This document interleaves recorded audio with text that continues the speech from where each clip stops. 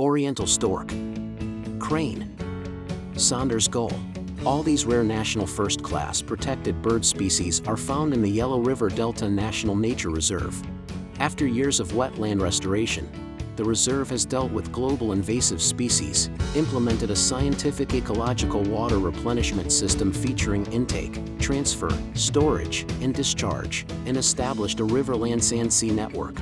Since its establishment in 1992, the number of bird species here has increased from 187 to 373, including 38 species of waterfowl, whose populations exceed 1% of the global total. The reserve has become an essential stopover, wintering site, and breeding ground for rare birds.